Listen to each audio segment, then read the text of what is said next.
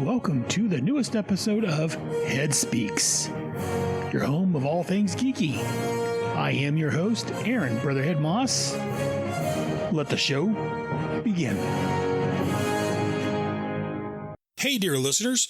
Welcome to Head Speaks. Before I get started with today's show, I realized that I forgot to include last episode when I did the retrospective of the 80s. I forgot to include, I guess it was the last episode before last. I forgot to spin the wheel to see what the next year I will be looking at is. So I figured I'd do that here real quick at the beginning of this episode. I'm not sure when I'll do the next retrospective of the 80s, but when I do, we'll be doing year 1981. Yep, we're going back to 1981. Next time I do it at retrospective of the 80s. So since we've looked at 1981 already as an overview, what I'll probably do is I'll pick out either a movie or a show or something from 1981, or maybe a couple of things, and I'll do a little bit deeper dive into whatever I pick out. So if there's a movie or something from 1981 that you liked, or a TV show, let me know. Maybe I can look into that. But that's it for the opening parts. Let's go and get on with this episode.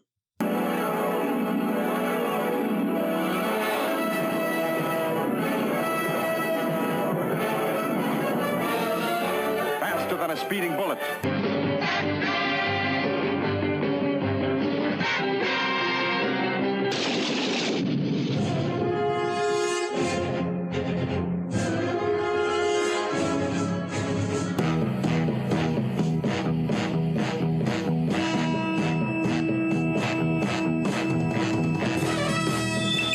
In the great hall of the Justice League, Spider-Man and his amazing friends. the Justice League of America versus the Legion of Doom. This is What's in Head's Long Box? Dedicated to truth, justice, and peace for all mankind. The world's greatest super friends. So here a while back, I was covering the Power of the Atom. First, I did the Sword of the Atom series, miniseries and specials. Then I did the Power of the Atom series, and that ended. To follow up on that, again, you could go over to Task Force X, one of my other podcasts, and the Atom next appeared over there. In fact, this last month, I just covered his appearance. I finished covering his appearances over there. Well, I guess it's a long story, but anyways, I covered the Atom's appearances over there, and Ray Palmer's appearance was this last issue, or this last episode I did of Task Force X. So go check that out to see what happened to Ray after he left Power of the Atom.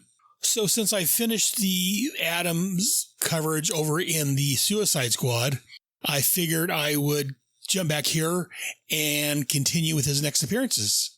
Well, at least his next appearance. We'll talk about his next appearances, and then I'll cover his next actual comic book after the Suicide Squad appearance. And then after that, that'll be for this month. And then next month, I'll probably start covering Animal Man. So after the Suicide Squad, and I won't go any details on there for spoilers. You can check that out over on the Task Force X podcast here on the Headcast Network. Ray showed up over in a couple of Justice League books. It was Justice League America. He showed up in issue 65 of Justice League America. This was right after Giffen DeMatteis' Bwahaha League. It kind of got revamped with Dan Jurgens writing it. And in 65, he shows up in shadows as a mysterious character lurking around, coming to the Justice League headquarters. And then in 67, he's revealed, and it looks like he wants to join the Justice League. But after a brief run-in of Guy, he decides that maybe this isn't your father's Justice League, and decides not to at this point. He then shows up in Justice League America, same series, a couple of months down the road in issues 72 through 75. It was a storyline called Destiny's Hand. I'm not really going to cover that. I was going to cover that, but that's more of a what if or an alternate reality type story. It wasn't really our Ray. so I'm not really going to cover that. After that, Ray Palmer, his next appearance was in the Atom Special, which I will be covering this very episode. So this is the Atom Special number 1. It was volume 1, number 1, May of 1993. The cover was done by Steve Dillon. The writer of this was Tom Peyer. That's how you pronounce it. Peyer. Penciler Steve Dillon. Inker Steve Dillon. Colorist Gene D'Angelo. Letterer Ken Brunzak. And editor was Dan Raspler. And just real quick, the synopsis. This is from dc.fandom.com. After a third Atom's death, which I covered over in the Suicide Squad, as I just talked about, Ray Palmer returns to Ivytown to discover that Alphys Hyatt has had a bomb planted in the form of a clock on his face by a certain foe from his past. Dun dun dun. I wonder who it could be. Anyways, but that's the synopsis. Now, as I do, let's go and take a look at the cover. So the cover for this one is sort of a plain cover. We have the atom front and center. Behind we see like nucleuses and atoms and various subatomic things blasting off behind them. The rest of the background's blank. At the top it says Special 1, the Atom, with the Atom logo. And like I said, it's a simple cover, but I like it for the most part. My only problem with it is Steve Dillon's artwork. And I don't want to offend any Steve Dillon fans out there, but I like Steve Dillon on the Preacher comic. He's got a very distinctive style. And The Preacher was Garth Ennis's book. It was Garth Ennis's baby, I guess. And I mean, I didn't mind it over there because this was all created from what Garth Ennis was doing with Steve Dillon. But seeing Steve Dillon's work on other books outside of Preacher, not a huge fan. So we'll have to, I don't know. Again, I don't want to say anything bad about Steve Dillon. I'm sure he's a great guy. But yeah, I just didn't care for his style. He's got this just look. But anyways, on to the book itself. I talked about the story about it a little bit. So again, going on. And again, yeah, whenever I see this, yeah, it's they've all got this Steve Dillon look. And a lot of writers have a certain style or a certain way they do things. But yeah, I'm not a fan of Steve Dillon. So let me get that out right here so I don't have to comment on every page I see his artwork or his face. Again, it's not his artwork in general. It's just his faces. Again, he's got this first page. We got Professor Hyatt working on a device of some sort, a time portal. It looks like more than likely that's what he does. The time pool is what he calls it. And everything else, the house looks fine. The time portal looks fine. It's just Hyatt's face has and it's not a bad look, don't get me wrong. It's just got that very distinctive Steve Dillon look about it. But I like it as Hyatt creates this time portal, not creates it, but opens up a time portal. A hand pops out of the backwards clock. He's like, what the? And the numbers and the hands on the clock pop out and pop into his face. And then the hand just drops back down into the portal. He's knocking over a computer. Looks like probably maybe a Macintosh. I'm not quite sure offhand. Again, an early 90s computer. And all of a sudden the hand comes back. And I hear on the top of page 4, a little periscope thing comes up out of the pool. And the hand reaches around, grabs that device that Hyatt was working on, and pulls it through the portal with him, leaving Hyatt laying on the ground unconscious with a clock on his face ticking. And you hear the tick, tick, tick, tick, tick, tick, tick, tick, tick, tick. Again, other than the Steve Dillon face, it's a very nice drawing. The numbers are nicely done. And again, it's not bad artwork. It's just they all have a similar look. I don't know. But moving on, we got to Alamo Burger. Again, we get these old guys robbing the place. And again, kind of a Tommy reference here. These old guys are robbing this burger place, and the police show up, and one of the guys is like, so, Donald Trump, how you going to get us out of this? I love Donald Trump references back in 1993 before he became president. And again, these all have dice numbers on their chest. This one guy called Boxcar. Another one's called Craps. I guess, again, every supervillain needs to have a secret identity and needs to have a theme, especially a team. And I'm a big fan of the Royal Flush Gang, which is based on cards. So these older guys in the form of dice, they got little dice, pictures of dice on their foreheads, on their mask. They're wearing dice necklaces. and they got their numbers. In fact, the number 2 guy, it looks like he's got nipples. Because he got the number 2 right on his chest. Or not the number 2, but the 2 die up point or whatever on his chest. And I love as the police are trying to negotiate with him. They're like, better come out before anyone gets hurt. And one of the old guys like, you're not talking to some old jeweler from the nursing home, boy. I'm in control here, see? About that time, his gun accidentally goes off. Bam, the girl, the waitress.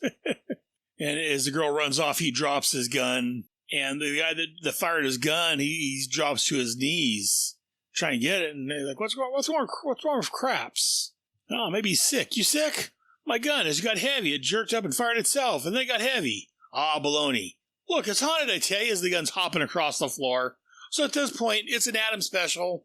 No one can see, you can't see anyone doing anything. So we kind of know what's going on, the readers. We know this is the Adam controlling the gun, making it heavy, making it bounce around the floor. And one of the guys, the guy at the number 2, is like, you just knocked it away. I saw it myself. Get behind the counter, Craps. Boxcar, keep an eye on him. So again, I love the way the Adam is turning them against one another. Because again, they're not the most trustworthy people to begin with. It's peers.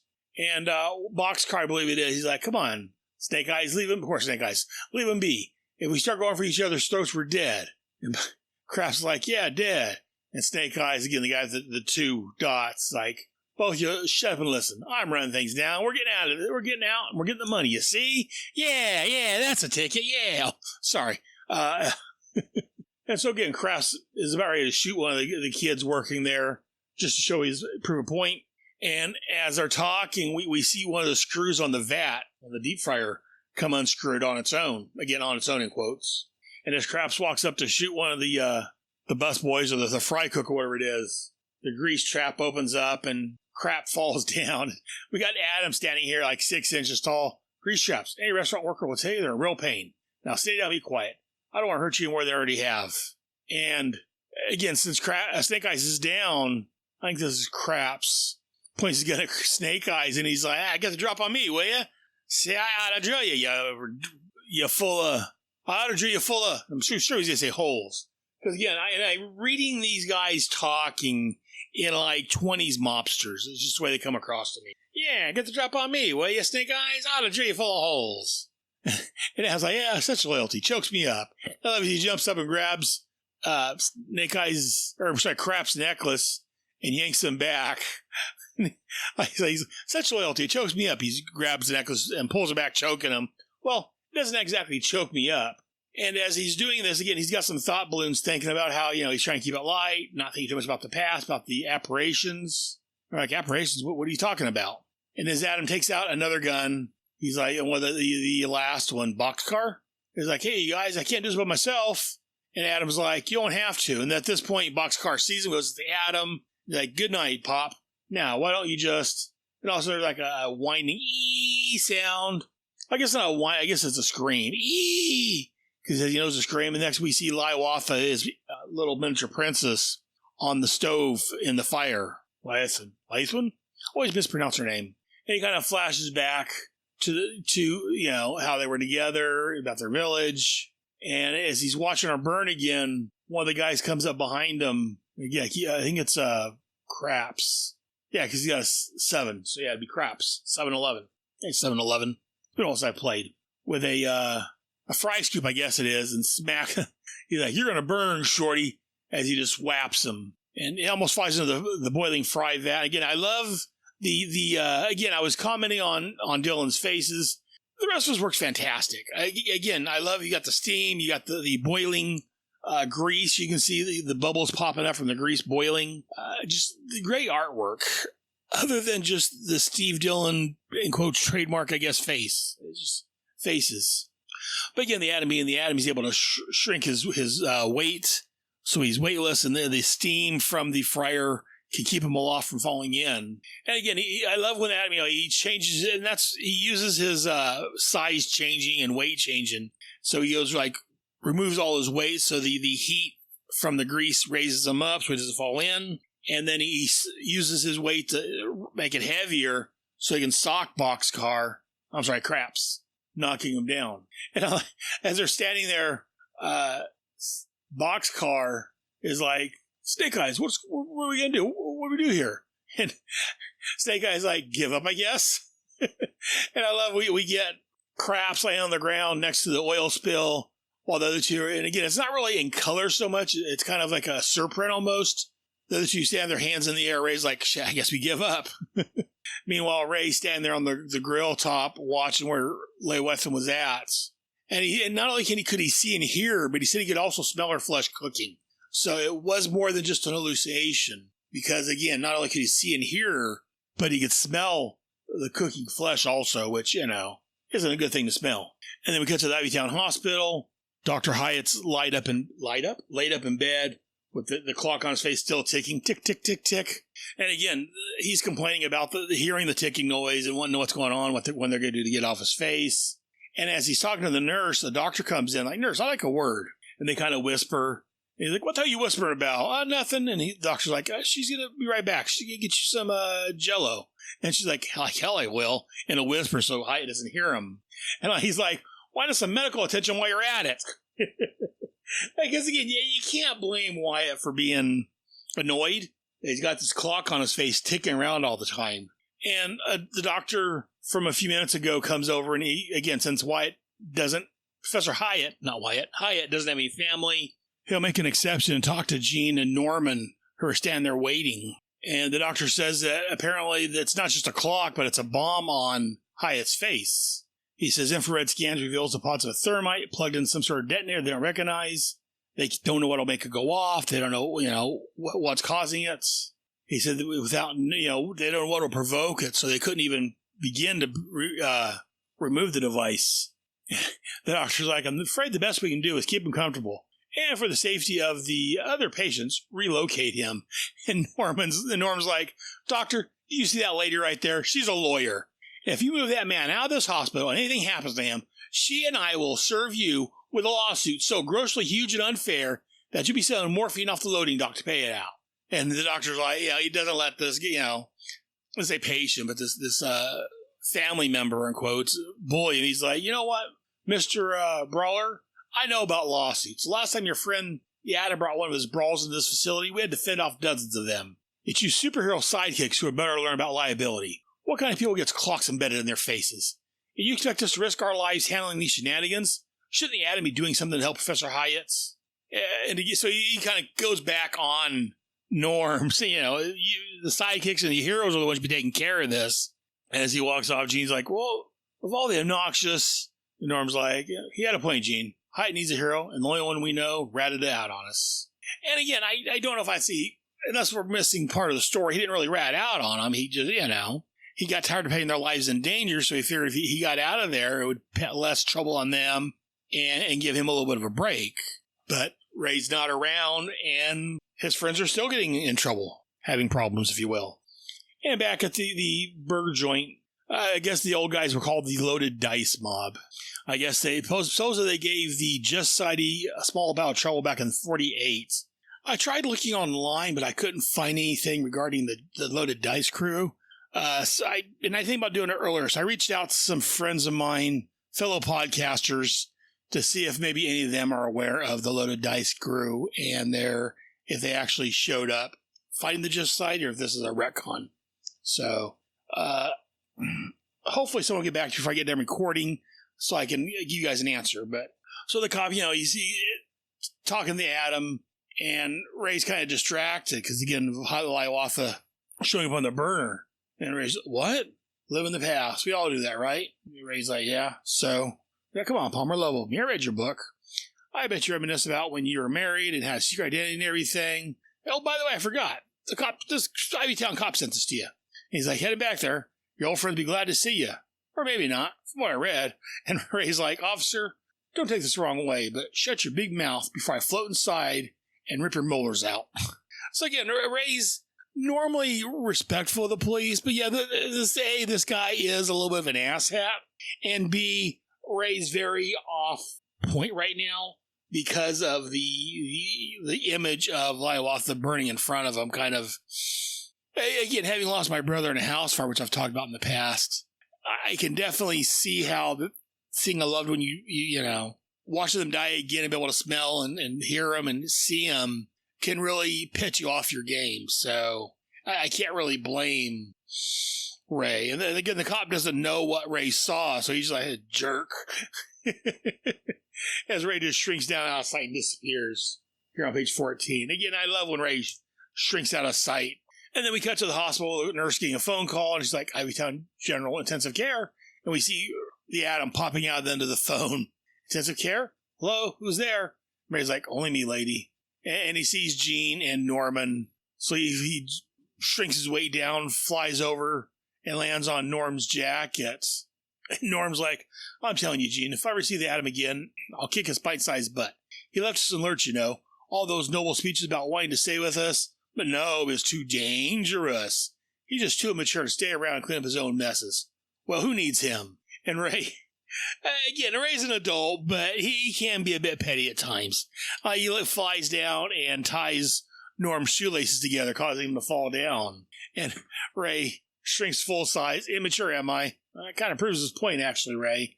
A nice image here on page 16. I like Jean standing there with Norm laying on the ground and Ray standing there growing back to full size. He's got the atom symbol around him, or whatever you want to call it. The molecular symbol, or whatever it is, floating around him when he shrinks and grows. Very nice image. And then we cut to Ray sitting on a phone in the doctor's office from earlier. And he's like, it's probably your mess after all, Atom. Some old enemy, perhaps?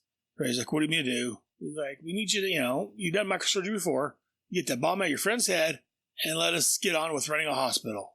And as he goes in to see Professor Hyatt, when he walks in, what he actually sees is his dad in an oxygen tent with oxygen tanks next to him. And he hears the beeping of the heart monitor, the beep, beep, beep. And yeah, I love here on page 17, Ray's got a little tear in his eye coming down as he sees his dad dying again. And all of a sudden his dad starts convulsing, and Ray rushes out, a doctor, I need a doctor, he's dying. And the doctors come rushing, what are you talking about? Ray's like, he's dying. Or do something, he's dying again. And as they rush in, Professor Hyatt says, what's all this? Who's dying? And the doctor and the nurse is talking to each other quietly, and he's like, doctor, what do you think? All that size changing? Can't be good for the brain.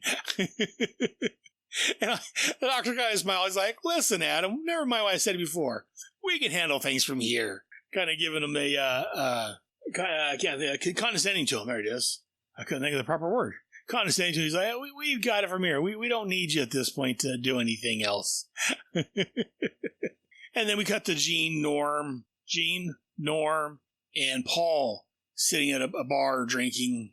And they're discussing what Ray had seen. So apparently Ray at some point told him what he saw before he vanished again from them, because they're talking about, maybe they thought he went to the bathroom, because they're talking like he's not even there.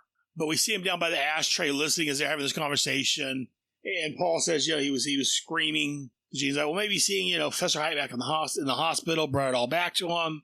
And Norm's like, to put it mildly, he was screaming for God's sake. Paul's like, oh, you're just sore because he pulled a shoelace gag. And Norm's still kind of butthurt. He's like, he's got these amazing powers. He's got friends like us. What does he do? He bails out when things get tough.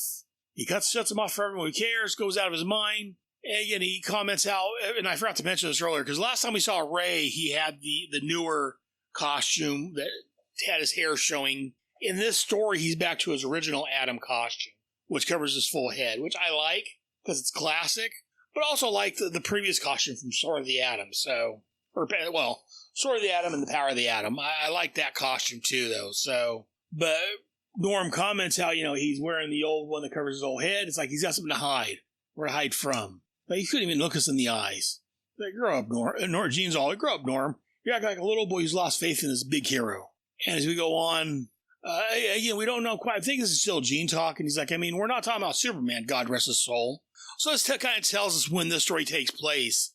This takes place during the death of the Superman story arc, before he returned. So I do like that reference there to kind of pinpoint this down in a specific time of DC history. And she goes on to say, we're talking about a young scientist who used a fallen store fragment to make a size-control device.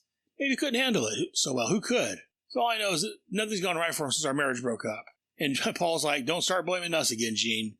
And again, we here on page 20, we have an image from the Sword of the Atom Special 1, where Jean and Paul are kissing in their car when it's raining out side. And I mentioned back when we talked about it back then that whenever it rains and I see a car, it reminds me of this scene. This scene was so well done in that book that it sticks with me all these years later, of Ray standing there in the rain watching his wife kiss her partner while the rain's coming down. And again, they're kind of recapping Ray's life at this point. That, he was a scientist. He got superpowers, married to Jean. Jean cheated on him. After that, he went from her to Lawathan. And she says, he probably could have used some alone time to get himself together, which is true. Whenever you go through a breakup, it's always a good idea to take some alone time to get your head on straight and figure out where you're going and what you need in your life before you jump into another serious relationship. And Ray kind of went from the divorce to being with Lawathan right away. So Jean does have kind of a point there. And as she says it, he went to Lawathan. Paul's like, well, it's about time he picked on someone his own size. And they tell us that, some CIA agents wanted to recruit him, so they burned down his village. And Paul follows up and says, I thought he cracked back then too. I sure he killed them. I was wrong. I got even with them though. Or they're still seeing Soprano. And again, we cut to page 20 where we see, or we're not cut, we're on page 20 at the bottom, last panel. We see the last, from the last issue of the Power of the Atom. Try that again. The last issue of the Power of the Atom series, where Ray is standing over the shrunken CIA agents that were trying to take him and recruit him the wrong way. And Paul kind of sums everything up. He's like, you, Norm, published a secret identity. Eugene cheated on him with me. He's around disappointed us all. Bottom line is we're all jerks. So we can sit around and enjoy our misery, or we can get up and play the jukebox. I say jukebox. And as Paul's trying to pull his beer up, it's stuck to the table. I think Adam's made it really heavy. And Adam releases it, causing the beer to splash up on Paul's face. And Gene's like, I think you've had enough to drink, mister. But I'm not drunk. The glass was stuck to the table and, right, I'm going home. Are you coming with me? And Ray enlarges a little bit the tie. He's like, no, stay. So again, yes, it's immature, but I enjoy Ray playing these jokes on his friends. Even though he's doing it because he's in a bad place, I think it's signs of healing, I think. Maybe I'm wrong. Maybe it's just I'm immature, but... And then we come back to the hospital if the nurse is getting ready to go check in on Professor Hyatt. And one of the nurses is like, thanks for doing this with me, Martha. I can't face him alone. You're safe. He's not going to blow up. And her friend's like, what makes you so sure? My psychic says I'm winning the lottery next week, and she's never wrong. And so we see him walking down the hall. We don't really get a good look at him. As they come walk into his room, we see they have like bulletproof vests or body armor and helmets on as they walk in with his food. And he's like, oh my God. So I do like, the nurses they're protecting themselves just in case he blows up while they're in there. Maybe they'll get a little protection. And then we come back to the bar where Ray's sitting on the pitcher of beer. He's like, so let's hang out, relax, talk about me. I don't mind. Forgive the size, but I'm feeling pretty small after listening to you. Let's see, we've covered my behavior, my unworthiness of my friends. And Paul's like, have you been listening to everything we said? The CIA was right. I make a good spy. And you got me pretty pectorial too. And if he's messed up this office, just quit, right? And Ray goes in and says how he gave up. He put his costume away, uses government contacts, set himself up as a professor, Don Shuffler, and he teaches physics upstate. And again, so we see a scene here with Ray with a beard being a teacher. So again, I like that we get this brief coverage telling us what happened between the Power of the Atom and when we see him in the Suicide Squad later on. And he talked about how to divert his attention, he set up a kid named Adam Cray to be the Atom, who ran with the Suicide Squad for a while. And again, I cover Cray's appearance and Ray showing back up, as I talked about over in my Task Force X podcast. I forget when it started, but I just ended the Ray's appearances in there, and Cray's appearances in there last month, I think it was. Actually, there's an appearance of Ray in this upcoming episode also. So I've covered Adam Cray. So if you want to know more about Adam Cray as the Atom, check out Task Force X here on the Headcast Network. Again, it ran for quite a while, so it covers several episodes, so go back and check him out. He wasn't in every episode, but he did show up, especially there at the end, he showed up quite a bit. So check out especially the last half dozen episodes of Task Force X. Let me know what you think. Again, spoilers for Task Force X. If you haven't listened to that, they should talk about how Cray was killed by Black Snake shoving a nail through him. And again, he says that he set Cray up as Adam, ran around the Suicide Squad for a while. Suicide Squad, there's a name. That should have tipped him off. We talked about how Black Snake mistook Cray for Palmer and killed him. And Ray's like, you know what? I'm sorry for breaking up your party. I'm just gonna get out of here. Because again, they're like calling him out for joining a pity party and for him feeling sorry for himself and feeding into that. And Paul grabs me like, just tell me how you're planning on fixing everything. So I'm gonna help Hyatt. Then I'm getting out of your lives for good. As he shrinks down, and disappears. And I love it. Adam shrunk down, going through the walls or tables or something. Oh, he's going through a lock. You see him coming as he comes out the lock. He sees it's raining in one particular spot, and we see Jean's car from earlier with her and Paul kissing, and the rain coming. Not Paul, yeah, Paul, and the rain coming down in the middle of the broad daylight. So again, Ray keeps having these flashbacks. And he's standing there watching Jean and Paul come out of the bar, and again, apparently no one else can see this because they are vanished before they got out there because they come walking out. Ray's just sitting there staring at the spot where the car's at, and they're like, Ray, what's going on? And Ray just vanishes. As they're getting in the car, Gene's like, okay, I'm driving. Roll your window down. You absolutely reek of Budweiser. And after they pull away, Ray reappears inside a phone booth right there. Again, something kids probably know nothing about nowadays because they've all been taken away. And Ray pulls up calls information, gets the number for the Hainsworth estate.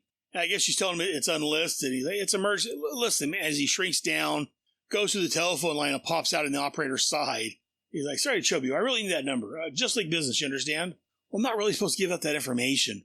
I see. What if you dialed it for me? Of course, you'd rather explain the rules to the Justice League.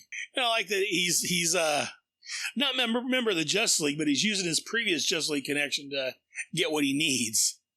And the phone rings. Adam pops out onto the desk. And I like that Adam jumps down to the floor. He's like, man, if that woman ever finds out I quit the Justice League, oh, great, shag carpeting. I hate shag carpeting. Why? Shag's a great guy. Sorry. Shag's from the Fire and Water Podcast Network, a friend, fellow podcaster, mentor of mine. As he's walking through the shag carpet, he sees an image of, or like more than an image, but he sees Black Snake once again shoving a nail through Adam Cray's chest, coming out the other side. And he says it's more than just a vision. It's more than just visual. He can actually feel Adam being there. And as he's preoccupied with these visions, or whatever you want to call them, a cat jumps up from behind him, scratches him. Great. 4 pounds of cute death. And I love Ray picks up the cat and throws it across the room. Stupid cat. They never expect judo. And then as Ray turns back to look for Adam, the guy that answered the phone, he's all, have you got out your sister, Palmer? Or should I fetch the puppies? Or maybe you'd like to explain this intrusion. And we see this man standing there in a nice suit with a magnifying glass looking down at Ray. And he says, get Cronus in here, then we'll talk about intrusions. So again, he's getting all these old scenes from his life reappearing. So of course, it's dealing with time, not necessarily time travel, but visions from the past. Who else to expect but Cronus? And Ray's like, get me Cronus. And he's like, what in God's name are you raving about? I said get Cronus, as he punches the table, breaking it. And the guy's like, I think it'd be better if I take you to him. I want you to imagine, Palmer, but you'll see Cronus hasn't raised a hand against you. And as they take him in, they see Cronus, a.k.a. David Clinton, in a bed, a room. You got IVs and everything hooked up to him. And this guy says, you remember the gene bomb, Adam? Cronus doesn't. And again, the gene bomb was from back in the Invasion series, so many years ago, both real time and when we covered here on Head Speaks. But apparently, according to this bootlicker here, Cronus has been in a coma ever since the gene bomb, which I thought we saw Cronus after that, but maybe not. I don't recall offhand, because again, it's been also I covered those issues. So we cut back to the Adam, and he's building a house using molecules. I love this little house he's building using molecules. And he says how when he's this small, nothing bothers him. Lewiathan doesn't bother him. Adam doesn't bother him. Nothing really bothers him at this size. I'll stay here in my house alone. Hungry though. I'll be back. As we see his mostly built house, he's still working around the windows. as he grows larger, and he comes out of the tines of a fork. So I love he's shrunk down so small on the molecular level, he's building him a house out of molecules or whatever inside the tines of a fork. Fantastic. And apparently he's in Hyatt's old house, which I believe is his old house, if I'm not mistaken. He's looking in the refrigerator, sugarless Jell-O, artificial mayonnaise. Hyatt, ever anything real? As there's a knock on the door, and Norm's there. He's like, Ray, let me in. I know you're there, Ray. Fester told me. As he breaks in the door, as he comes in, Norm sees like a splash page here on 35 and 36, it looks like. Yeah, 35 and 36. We get a splash page of Ray standing in front of the refrigerator in his Adam costume, and surrounding him, we get Liowath on the stove on fire. We get the front seat of the car with Paul and Jean kissing. We get his dad's hospital bed with his dad laying there. And on the bed, we have Black Snake killing Adam. That's ADM, not ATOM. But, and Norm can see all this. He's like, what in the... Ray, what's going on? Which lets us know that this isn't just a delusion or something just racing. Other people can actually see this. He's like, Ray, why didn't you say anything? My God, we thought you were losing your mind. You saw them? You saw them too? Yeah, all right, now we're going to figure this out. And he thought Cronus was behind it, and he still does. The time pool, the clock faces his own past. It fits his obvious pattern. And he figures Cronus must have tricked him, just like he showed all these other images. So he uses the Fester's time portal to act like a beacon, I guess. And I love this conversation between Ray and Norm, as Ray's kind of explaining what's going on, what he's doing. But he's doing it much too quick for Norm to quite follow along. What are you talking about? Ray's like, I thought I was going crazy, Norm. You stayed because you cared enough to. And everything's falling into place. I'm not hiding anymore. Hiding from what? From you, myself, from Cronus? Don't wait up as he jumps into the time portal. So again, I love this friendship between Ray and Norm Brewer. And how, even though Ray's ready to give up on himself, all these bad images are appearing before him, Norm's there to kind of pull him out of his funk and help him realize there's more than meets the eye, to borrow a line from Transformers. And Norm's like, as Ray jumps into the portal and disappears, Norm's like, well, I guess it's an improvement. And some guy comes up behind Norm and is like, Mr. Brawler, don't you ever stop talking? As he puts, I guess it's a chloroform rag up to his face as Norm passes out. I guess you do after all. And he pulls a gun out and shoots the time machine or whatever, the time pool controls. And the guy's like, oh dear, I do hope your little friend made it across, Mr. Brawler. Let's go see, shall we?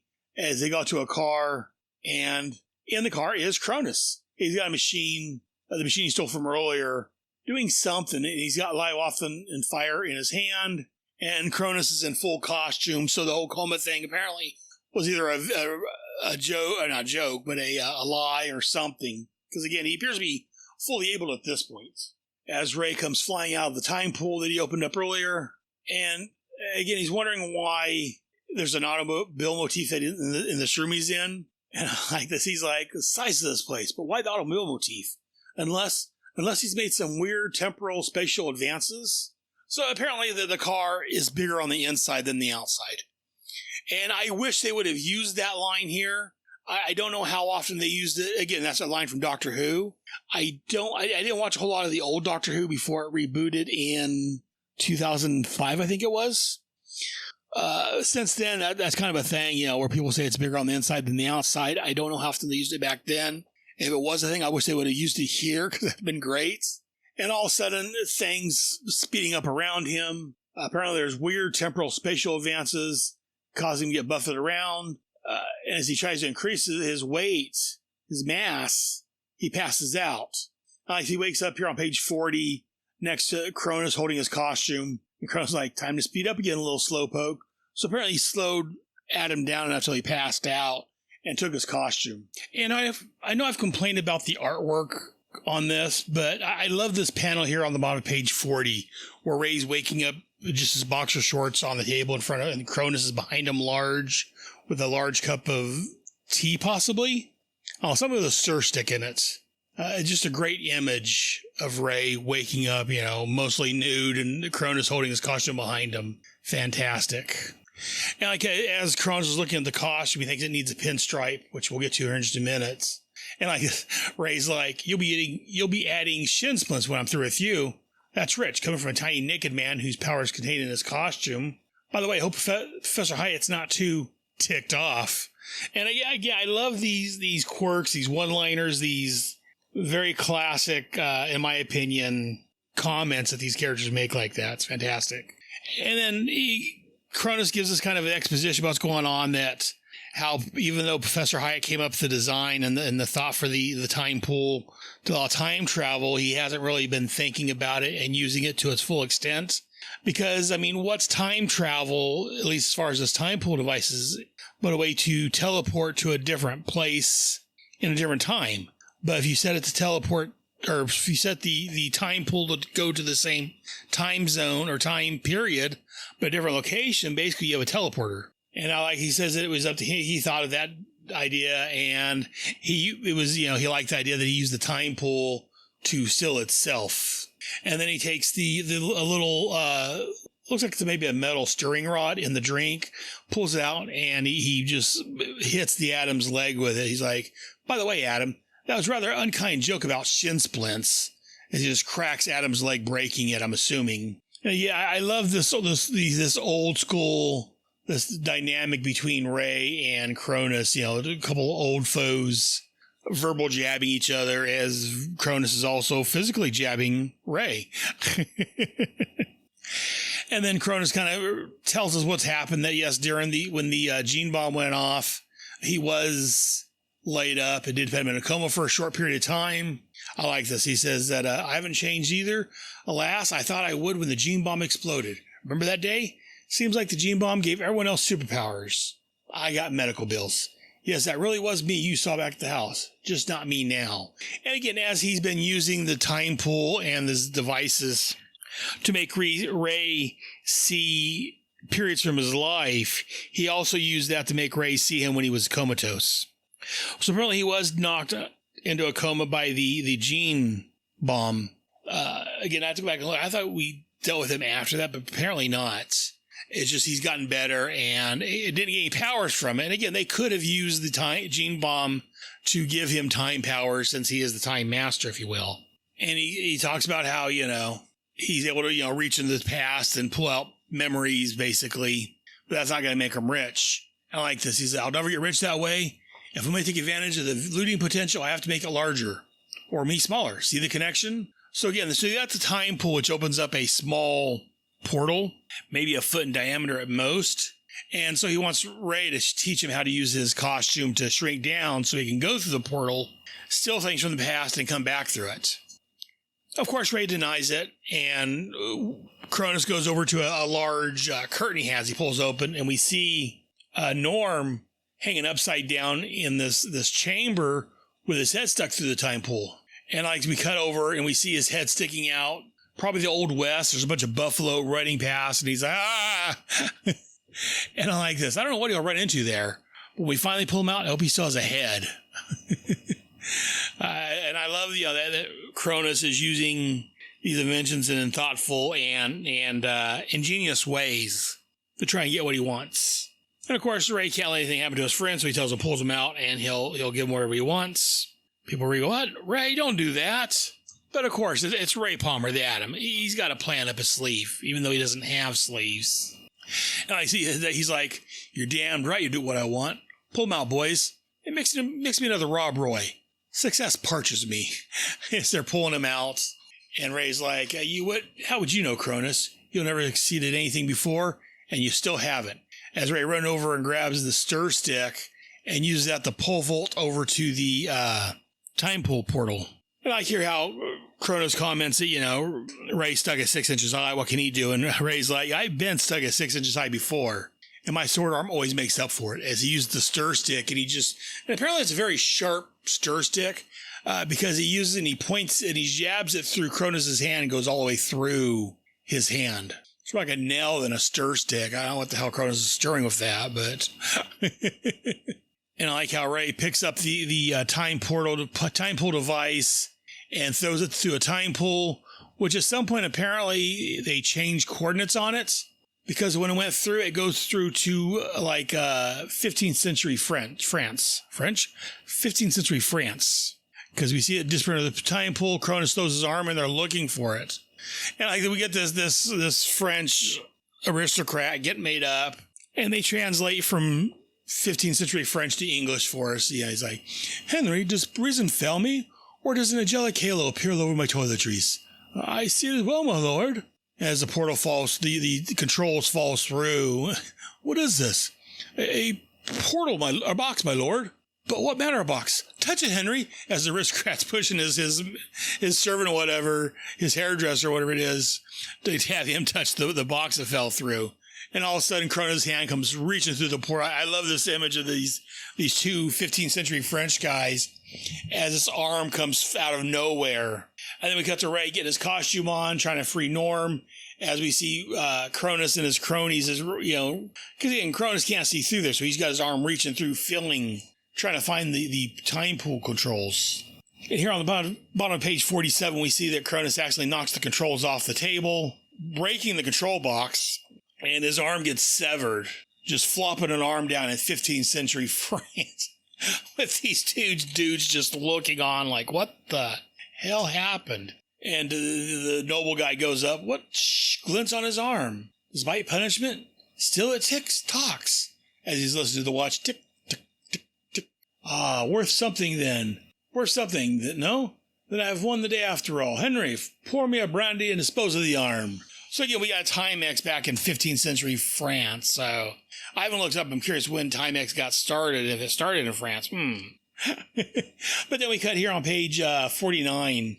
We cut to Cronus pulling pulling away from the time portal, missing an arm. He's as he falls to the ground, and Adam's like, Cronus, just lie still. We'll get help. You think me finished? Hans, slow him down. And Norm's like, slow him down? I don't like the sound of that.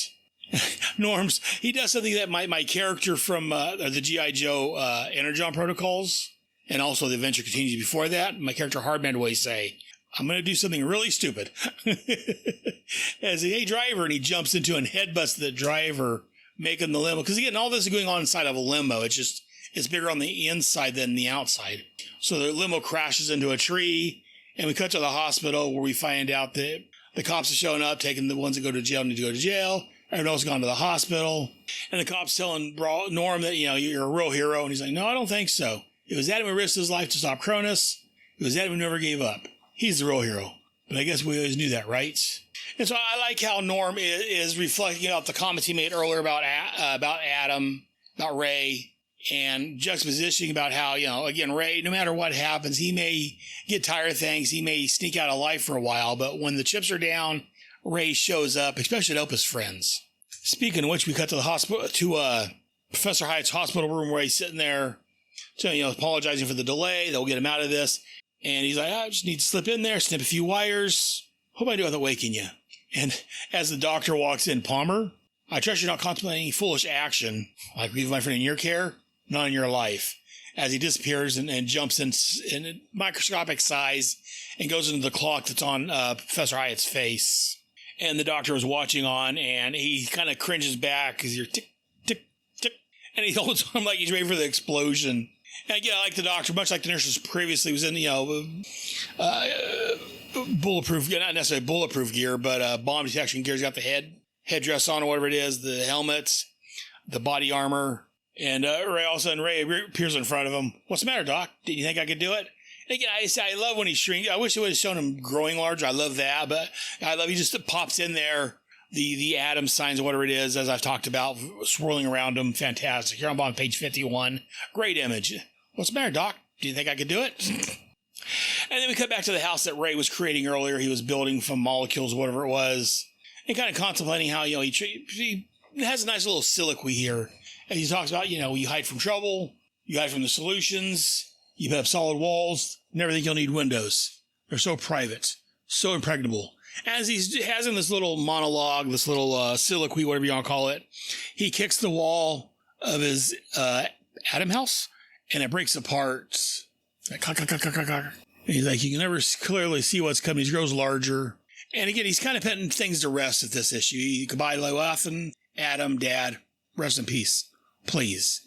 As he jumps out of the fork from previously back to full size. And as the Atom, he's holding the fork, looking at it, at the place that was his home for a while. And he tosses into the garbage as his friends saying, okay, come join the party. What are you doing? He's like, changing addresses. And Paul's like, you mean? And Gene's like, what do you mean?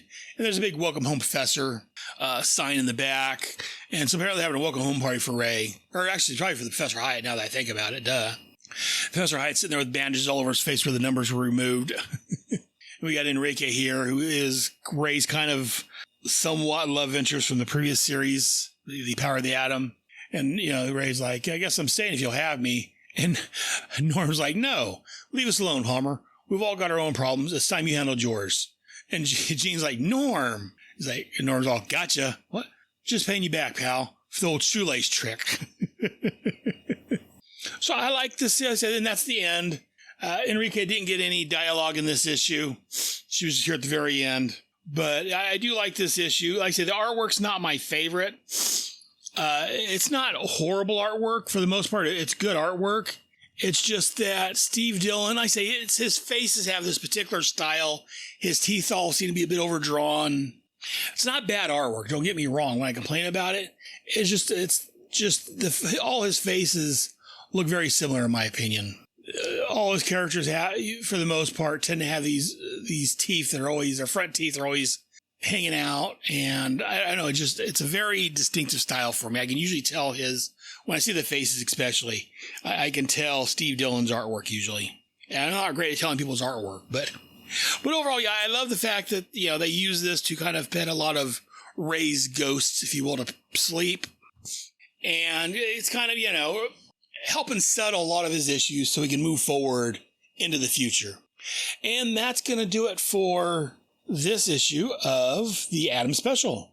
He has another special a couple years down the road. Again, I don't think I'm going to cover more of the Atom right now. Like I say, I know eventually he'll go over and join the Teen Titans. He'll during 0 Hour, which happens in the next year or so. Comic-wise, he gets he gets de-aged back to a teenager. His powers change. He's able to grow and shrink. And he joins the Teen Titans for a while. That was a good series by the marvelous, wonderful Dan Jurgens. I may cover that at some point, but not right now. Probably starting next month if things work out right. I'm going to start covering the Animal Man series from the late 80s, early 90s. At least the first 2 years, 26 issues of that. I love that run. I think it was Grant Morrison. He had a great run there. Yes, I had to double check. Yeah, it was Grant Morrison's run of Animal Man. That was coming out when I started buying comics. That came out in September of 88. So yeah, that came out right after I started buying comics. So I picked that up from the get-go. And I know, we'll talk about that later, my history of Animal Man. So hopefully next month we'll get to the Animal Man run. I should have a special guest hopefully joining me in episode 86 of Head Speaks. Sorry for the delays. Like I say, this episode was supposed to come out last month, but due to my hand injury, in case you're not following me on Facebook, I fell down a little over a month ago and broke my hand, had to have hand surgery. So I've been a bit out of it on and off. But hopefully I can get things back on track and join us next month when I start covering Animal Man. But until then, remember, Head has spoken. Welcome to the newest episode of Head Speaks, your home of all things geeky. I am your host, Aaron Brotherhead Moss. Let the show begin.